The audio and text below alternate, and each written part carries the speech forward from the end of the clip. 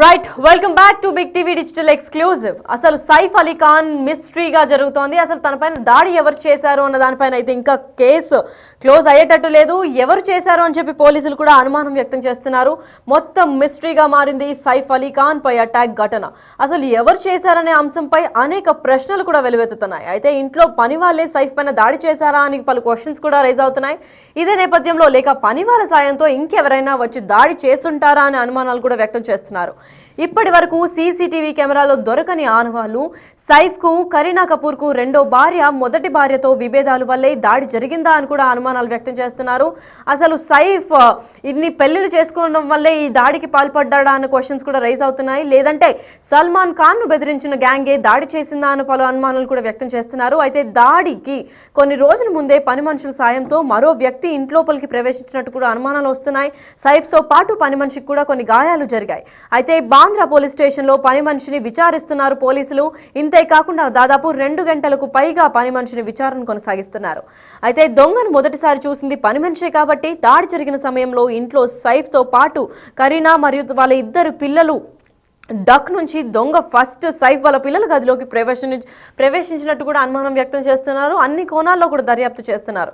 అసలు దీని అంతటికి కారణం ఎవరు చంపుంటారు అంటే చంపే ప్రయత్నం ఎవరు చేశారు, అసలు చంపాలనుకున్నది ఎవరు, దీని ఒక్కరేనా లేదంటే మనం ఇటీవల చూసుకున్నట్లయితే 2 గంటల ముందు నుంచి సీసీటీవీ ఫుటేజ్లో కూడా ఏమీ ఆధారాలు దొరకలేదు. అంటే ముందు నుంచే ఆ దుండగుడు సైఫ్ అలీ ఖాన్ ఇంట్లో చొరబడ్డా లేదంటే తెలిసిన వ్యక్తి ఇలాంటి దాడులకి పాల్పడుతున్నాడా లేదంటే ఒక ఫ్యామిలీ మెంబర్ లేదంటే పని వాళ్ళలో కూడా దీని ఏమైనా చేశారా లేదంటే పని వాళ్ళ సాయం తీసుకొని ఇంకెవరన్నా ఇంట్లోపలికి ఎంట్రీ ఇచ్చారా అన్న పలు కోణాల్లో కూడా పోలీసులు ఇంకా తీవ్రంగా విచారణ కొనసాగిస్తున్నారు. అయితే ఇదే నేపథ్యంలో ఎవరు చేస్తుంటారు అన్న దానిపైన ఇప్పటికే సల్మాన్ ఖాన్కి ఇంకా షారుఖ్ ఖాన్కి కూడా ఇలాంటి threat calls and life threat పైన మెసేజెస్ కూడా వచ్చాయి. మనం ఇదివల్ల చూసుకున్నాము. అయితే ఇదే నేపథ్యంలో తినని కూడా ఎవరైనా టార్గెట్ చేస్తున్నారా లేదా అదే దాడి చేసే గ్యాంగ్ ఎవరినైతే ఈ సల్మాన్ ఖాన్ షారుఖ్ ఖాన్ని తర్వాత ఇప్పుడు సైఫ్ అలీ ఖాన్ పైన పడ్డారా అన్న పలు క్వశ్చన్స్ కూడా రైజ్ అవుతున్నాయి. అయితే ఇటీవల మనం చూసుకున్నట్లయితే సారా అలీ ఖాన్ కూడా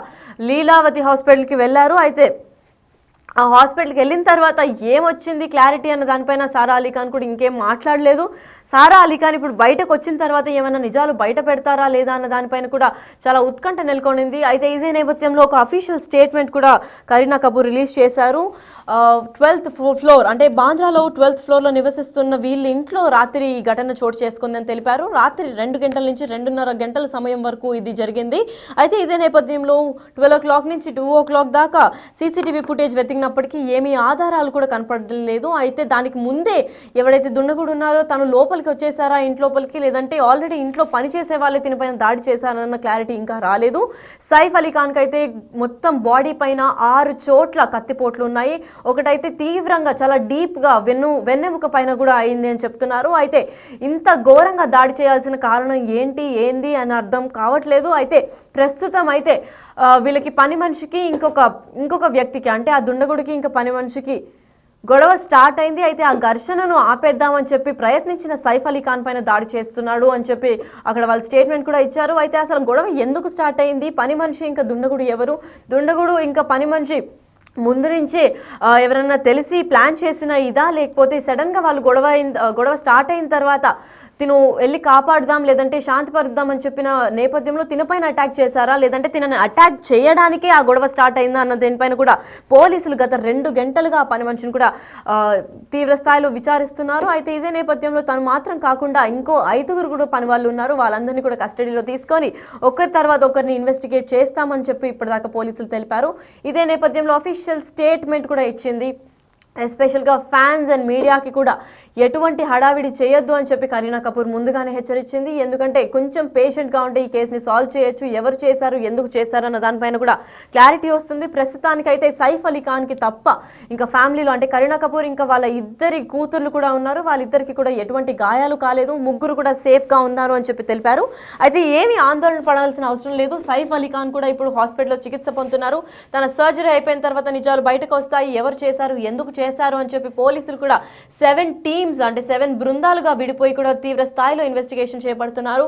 మరి ఇంత ఘోరంగా దాడి చేయాల్సిన అవసరం ఏముంది? తిన వెనకాల ఇంకెవరన్నా ఉండి నడిపిస్తున్నారా, లేదంటే తన స్వబుద్ధితో అప్పటికప్పుడు దాడి చేశారా, దాడి చేసి తనను కాపాడుకునే ప్రయత్నం చేశారా అన్న దానిపైన కూడా పలు క్వశ్చన్స్ కూడా వెలువెత్తున్నాయి. అయితే నిజంగా చోరీ చేయడానికి వచ్చినట్టయితే తను సేఫ్గా దాడి చేయకుండా వెళ్ళిపోతారు, కేవలం బెదిరింపు చర్యలు చేసి డబ్బులు కానీ ఏమైనా డిమాండ్ చేసి వెళ్ళిపోతాడు.